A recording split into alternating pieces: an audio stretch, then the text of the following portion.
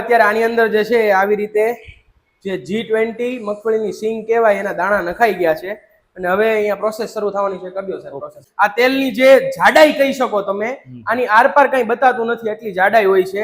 ઓહો, કેમ છો ભાઈ? મજામાં? ભાઈ આજે હું આવી ગયો છું સિંહોરની અંદર ને આપણે આજે વાત કરવાના છીએ તેલ વિશે.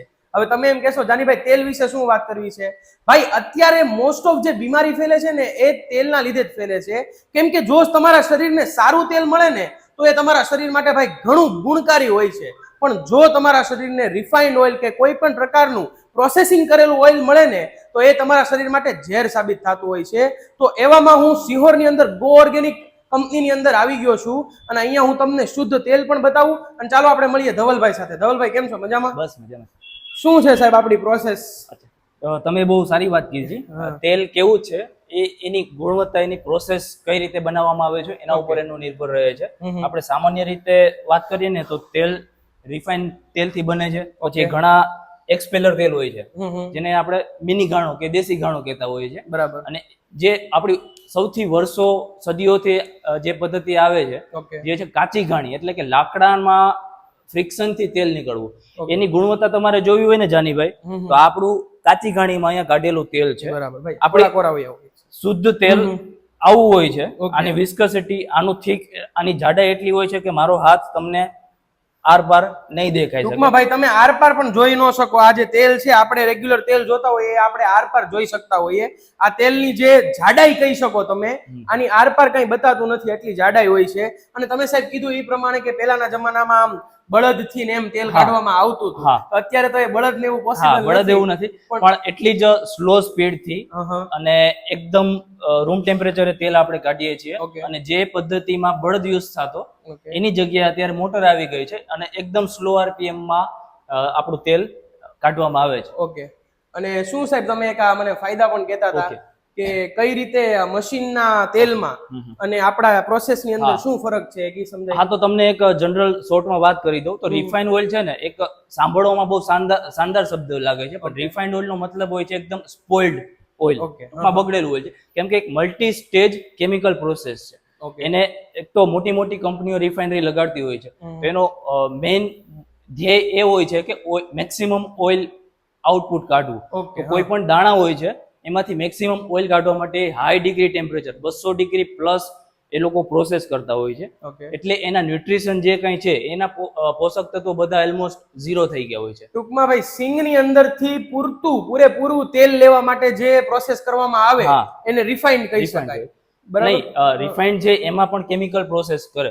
જેમ કે તેલ કાઢ્યા પછી ખોળ જે હોય છે, ઓઇલ કેક જેને કહેવાય છે, એમાં પણ થોડી માત્રામાં તેલ હોય છે. એ માટે એ થોડીક માત્રાનું તેલ કાઢવા માટે પણ એ લોકો હેક્સેન પાસ કરે છે. હેક્સેન એ છે એક પેટ્રોલિયમ બાય પ્રોડક્ટ છે. જેમ આપણા હાથમાં કલર કે પેન્ટ લાગી ગયો હોય છે તો એને દૂર કરવા માટે આપણે પેટ્રોલ જેમ યુઝ કરીએ ને, એવી રીતે ખોળમાંથી તેલ બહાર કાઢવા માટે હેક્સેન પાસ કરે. અને એ પ્રોસેસ બહુ ધીમી હોય છે. તો એ માટે એ પ્રોસેસને ઝડપી બનાવવા માટે as a catalyst nickel use કરતા હોય છે, જેથી તેલ ઝડપી રીતે પ્રોસેસ થઈને નીકળે. પણ એ નિકલ છે એક નોન કાર્સિનોજેનિક, એટલે કે કેન્સરકારક તત્વ છે. તો રિફાઇન્ડ ઓઇલ ખાઈએ આપણે તો એમાં એક બહુ ભયાનક વાત એ છે કે જે હેલ્ધી ફેટ હોય છે એ ટ્રાન્સ ફેટમાં કન્વર્ટ થઈ જાય છે, જે આપણે હાર્ટ એટેકનો એક મુખ્ય કારણ હોય છે. અને પ્લસ એ આપણા ન્યુટ્રિશન ઓલમોસ્ટ ઝીરો હોય છે. અને નિકલ યુઝ થાય છે એટલે કેન્સર થવાની શક્યતા પણ રહેલી હોય છે. ભાઈ એટલે જે તમે આ કીધું રિફાઇન્ડ ઓઇલ જે છે એ આવી રીતના આખી પ્રોસેસ હોય છે. આપણી પાસે જે છે અત્યારે તમે કીધું એ વુડ પ્રેસ છે. અને ઘણા એક્સપેલર થી જે દેશી ગાણો જે યુઝ કરતા હોય છે એમાં કોઈ કેમિકલ પ્રોસેસ નથી જનરલી, પણ એ છે એક હાઈ ટેમ્પરેચર અને હાઈ પ્રેશર વાળી પ્રોસેસ છે. એમાં પણ હીટ કરીને, મતલબ કે તમે દેશી ગાણામાં કોઈ જગ્યાએ જશો તો યા તો એક બોઇલર લાગેલું હશે સેપરેટ જેને પ્રી હીટ કરે, અથવા તો મશીનમાં પણ ઇનબિલ્ટ હીટર હોય છે. એટલે એના 60 થી 80 ડિગ્રી ટેમ્પરેચરે પ્રોસેસ થાય છે. એટલે એના ન્યુટ્રિશન જે બધા પોષક તત્વો છે 30% થી લઈને 70% સુધી ડિગ્રેડ થઈ ગયા હોય છે. જેમ કે આપણે સિંગ તેલની ખાસ વાત કરીએ તો એમાં વિટામિન ઈ હોય છે, વિટામિન કે હોય છે અને ઓમેગા 3 પણ થોડી માત્રામાં હોય છે. તો એ જે સિંગ તેલ હશે ને તમે કદાચ ઘરે વાપરતા હશો તો તે એટલું આરપાર તમારો હાથ તમારો આરપાર દેખાઈ જશે. એનો મતલબ એ થયો છે કે એના ન્યુટ્રિશન ડિગ્રેડ થઈ ગયા છે. ઓકે.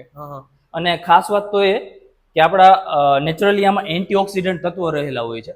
જેમ કે શરીર માટે કેન્સરની વિરુદ્ધમાં લડવા માટે એન્ટીઓક્સિડન્ટ તત્વો જોઈએ કે જે આપણા શરીરમાં ફ્રી મોલેક્યુલ્સ હોય, જે પરિભ્રમણ કરતા હોય શરીરમાં, જે કેન્સર થવાનું કારણ હોય છે.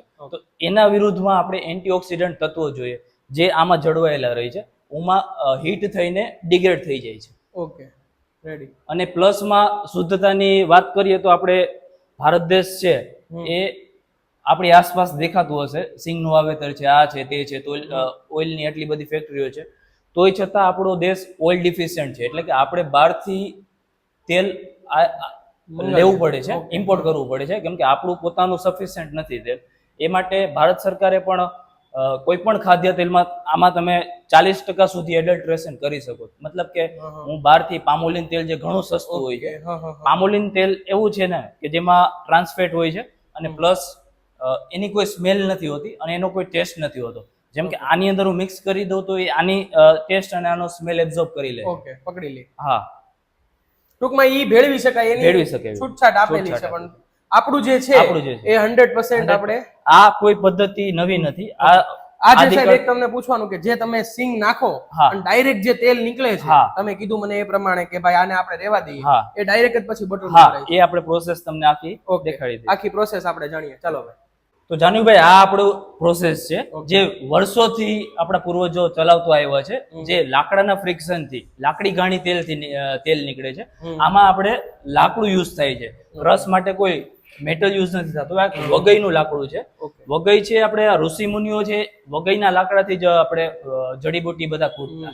એટલે આનું લાકડું વિયર આઉટ થઈને આપણા શરીરમાં જાય તો એ બહુ સારું માનવામાં આવે છે. વગઈ છે એ લાકડાનું નામ. હા, અને પ્લસ આ આખું આપણા ફક્ત G20 ના દાણાથી ટૂંકમાં બને છે. આમાં આખી સિંગ નાખવામાં નથી આવતી. ઓકે, G20 જે મગફળી કહેવાય છે, હા બરાબર, એની સિંગ, આની સિંગ છે. ઓકે, એટલે આમાં ફક્ત દાણા જ યુઝ થાય છે અને આ એકદમ ધીમી સ્પીડે ફરશે.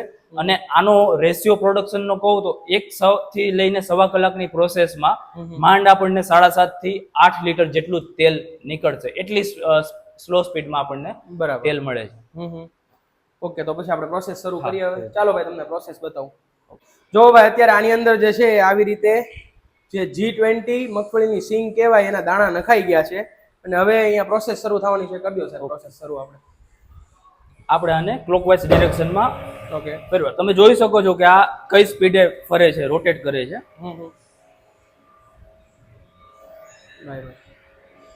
હવે આપણે આમાં પર કેજી દાણા એ 30 ગ્રામ જેટલો ભેજ આપવાનો હોય છે. ઓકે, આ જે છે પ્રોસેસ કરવી જ પડે કેમ કે ભેજ આપવા માટે, તો એ પાવડર થાય. અને પ્લસ તેલ અને પાણી કોઈ દિવસ ભેગું ન થાય, એ આના ફ્રિક્શનમાં વાઇપ આઉટ થઈ જાય. ઓકે, જો ભાઈ તમે ધીમે ધીમે જોઈ શકો છો કે સિંગ જે છે ને ધીમે ધીમે સાવ પીલાવાની શરૂ થઈ ગઈ છે. તો જાનીભાઈ, આપણે આમાં કોઈ હીટ પ્રોસેસ યુઝ નથી કરતા. એકદમ લાકડાના ફ્રિક્શન થી રૂમ ટેમ્પરેચરે, અત્યારે જેટલું રૂમ ટેમ્પરેચર છે એટલા જ ટેમ્પરેચરે આપણું ઓઇલ એક્સટ્રેક્ટ થઈને આવે છે. કોઈ પણ અલગથી હીટિંગ પ્રોસેસ કરવામાં કોઈ નહીં. અને જે તેલ નીકળે છે એમાં પણ હીટ ઇન્વોલ્વ નથી થતી. એના હિસાબે એકદમ આપણા રૂમના ટેમ્પરેચરે તેલ નીકળે છે. જો ભાઈ, અત્યારે પ્રોસેસની અંદર સૌથી પહેલા જે આપણે સિંગ નાખી હતી, પછી મશીન શરૂ કર્યું એટલે ધીમે ધીમે 20 થી 25 મિનિટ જેવું થયું છે.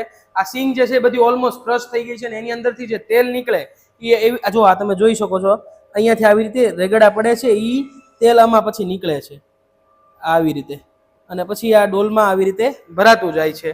ટૂંકમાં આટલી સિમ્પલ પ્રોસેસ છે, વધારે કોઈ પ્રોસેસ કહેવાય ને લેન્ધી નથી, પણ ઓછા દબાણમાં કોઈ પણ પ્રકારનું અલગથી હીટિંગ આપ્યા વગર જે તેલ કાઢવામાં આવે છે એટલી પ્રોસેસ છે ભાઈ આ. બરાબર ને સાહેબ? હા સાહેબ, આપણે આ ઘાણીની અંદર તેલ નીકળી ગયું, પછી તેલને ફિલ્ટર કરવા માટે આપણે કઈ પ્રોસેસ? હા બરોબર. જેમ કે તમને કહી દઉં કે બધા દર્શક મિત્રોએ જોયું કે આપણે તેલ કાઢીએ છીએ કોઈ તાપમાન આપ્યા વગર, કુદરતી રીતે તેલ નીકળે છે, બરોબર.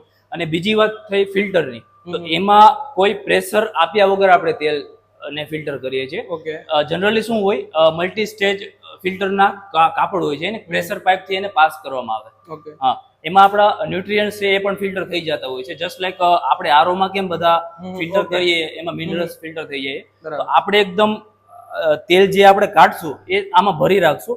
અને મિનિમમ 10 થી 12 દિવસ ઓટોમેટિક ફિલ્ટર થશે. એના જે કઈ સેડિમેન્ટ છે એટલે કાઢ્યા પછી 10 થી 12 હા દિવસ 10 થી 12 દિવસ આપણે જેમ કે મિત્રોને બતાવી દઉં હા બરાબર. આ રીતે આપણે તેલ કાઢશું એને આપણે આમાં ભરી લઈશું. ઓકે, તો આને આપણે જે ભરીને હા, રાખેલું છે હા. ધીમે ધીમે જે એની અંદર આપણે શું કહી શકાય એમ ગ્રેવિટીના હેલ્પથી જે કઈ સેડિમેન્ટ છે એ બધા નીચે નીચે બેસી બેસી જશે. જશે. હા, મિનિમમ 10 થી 12 દિવસમાં આપણને ઓઇલ ફિલ્ટર છે Okay. એ આપણે અને એની સિવાય એના ઉપર બીજી કોઈ પ્રોસેસ નહીં કરવામાં આવતી એના નથી. કોઈ પ્રોસેસ નહીં. ભાઈ. આપણે સિમ્પલ ગળણીથી અને ગાડીને આપણે 1 લીટર Okay. 5 લીટર અને 15 તો લીટર ભાઈ તમે જોયું એ પ્રમાણે ઘાણીની અંદર ઓઇલ નીકળે પછી એને આવી રીતે આની અંદર ભરી લેવામાં આવે છે, કોઈ પણ પ્રકારની બીજી પ્રોસેસ કર્યા વગર નેચરલી 12 થી 15 દિવસ આવી રીતે મૂકીને જે પણ કોઈ ગ્રેવિટીના મદદથી તેલની અંદર જે પણ કાંઈ રહી ગયું સેડિમેન્ટ જે સેડિમેન્ટ એ- કોળ કે એવું કાંઈ એ કોઈ અશુદ્ધિ ના હોય હા. પણ આપણે કોઈ એક્સ્ટ્રા પ્રેશર આપ્યા વગર તેલ કાઢ્યું છે તો હા. સિંગના નાના નાના પાર્ટિકલ્સ છે એ જ વસ્તુ હોય ટૂંકમાં છે. કોઈ પણ વસ્તુ જે સિંગની અંદરની તમે ફોતરા સિવાય- કહી દો આપણા ગુજરાતી ભાષામાં તેલ કદાચ. સિવાયની જે કઈ દાણાનો ભાગ છે હા. જે કઈ હમ. એ બધું રહી જાય. ઈ બધી વસ્તુ ટૂંકમાં નેચરલી ધીમે ધીમે નીચે વહી જાય ને તેલ જે છે એ ઉપર રહીને એને પછી ગાળીને ગાળીને આપણે ડાયરેક્ટ આપણા બોટલની અંદર બોટલમાં ભરી ભરી દેવામાં લેશું, આવે. ભરી લેશું. જબરદસ્ત. તો જાનીભાઈ તમે આ શુદ્ધ તેલની પ્રોસેસ તો જોઈ જ છે. Okay. એની સાથે સાથે આપણે કુદરતી રીતે ગાય આધારિત ખેતી થતી હોય હા. એવા અનાજ, કઠોળ, દાળ, મસાલા, પછી ગીર ગાયનું ઘી છે આપણી પાસે, પછી અન્ય મસાલાઓ છે, તેમજ મિલેટ્સના કુકીઝ અને મિલેટ્સના બિસ્કિટ છે અને જે કંઈ આપણા હેલ્ધી સ્નેક્સ જે હોય છે એ બધું આપણી પાસે રાખીએ છીએ. મિલેટ્સના ખાખરા આ જે રાખીએ છીએ. કુકીઝ છે ઈ શેનામાંથી બનાવવામાં? મિલેટ્સના છે, મલ્ટી મિલેટ્સ છે, અલગ અલગ છે. કોઈ રાગીના છે, કોઈ મલ્ટી મિલેટ્સ, મતલબ કે એક સાથે બધા 7-8 પ્રકારના જે આપણા મિલેટ્સ છે, રાગી છે, બાજરો છે, જાર છે, એ બધા ટૂંકમાં મિક્સ બરાબર. એની સાથે મિલેટ્સની નૂડલ્સ છે, પાસ્તા છે અને પ્લસમાં નેચરલ કોસ્મેટિક્સ જે આપણા સાબુ થઈ ગયા છે, કઈ પણ કસ્તુરી હલ્દી પાવડર થઈ ગયા છે, નેચરલ સોપ્સ આપણા મેઇન યુએસપી છે આપણા. ઓકે. અને એની સાથે સાથે આપણે ગાય આધારિત ગોમ્ય જે કંઈ છે, ધૂપ સ્ટિક છે, આ છે, તે છે, એ ટોટલ આપણે પ્રોડક્ટ્સ આપણે રાખીએ છીએ. ઓકે. અને તેલની અંદર પણ આપણે આ કેટલા લીટરનો ડબ્બો છે? 15 લીટર. આ 15 લીટરનો ડબ્બો છે. ઓલો જે છે ઈ આઈ થિંક 1 લીટર છે અને 5 લીટર છે. આપણે આટલું જ રાખીએ છીએ. 1 લીટર, 5 લીટર ને 15 લીટરમાં આપણી યુએસપી એ છે કે આપણે કોઈ પણ તેલનો સ્ટોક કરીને રાખતા નથી. જનરલી આપણા ગુજરાતમાં પ્રથા એવી હોય છે કે દિવાળી જેવી પૂરી થાય સિઝનની ત્યારે આખા વર્ષનો સ્ટોક કોઈ 6 ડબ્બા કરે, કોઈ 8 ડબ્બા એઝ રિક્વાયરમેન્ટ પ્રમાણે કરે છે. આપણે 15 થી 20 દિવસનો સ્ટોક રાખીએ છીએ. આપણે કોઈ સ્ટોક ભરી નથી લેતા. આપણા કસ્ટમર છે એ 1 મહિના દિવસનો ઓઇલ લઈ જાય છે, બાકી પાછું ફ્રેશ ઓઇલ લેવા માટે આપણે આવે છે. તો ભાઈ મેં તમને તેલની મસ્તીની પ્રોસેસ બતાવી અને શુદ્ધ તેલ કઈ રીતે નીકળે છે એ બતાવ્યું. તમારે જો આ તેલનો ઓર્ડર આપવો હોય તો ભાઈ સ્ક્રીન ઉપર કોન્ટેક્ટ નંબર આપેલો છે, બાકી એડ્રેસ પણ લાસ્ટમાં આપી દઉં છું અને સાહેબનો નંબર પણ આપી દઉં છું, તો જરૂરથી કોન્ટેક્ટ કરજો. અને આ બધી વસ્તુમાંથી જો તમારે કોઈ પણ વસ્તુ લેવી હોય તો પણ તમે કોન્ટેક્ટ કરી શકો છો. ભાઈ લાસ્ટમાં હું તમને એટલું કહીશ, ઈટ હેલ્ધી, લીવ હેલ્ધી. ભાઈ હવે તમને એડ્રેસની વાત કરું ને તો સિહોરની અંદર ટાણા ચોકડી પાસે જ તે તમને આ કોમ્પ્લેક્સની અંદર જોવા મળી જશે go organic and natural store. એકવાર જરૂરથી વિઝિટ કરજો.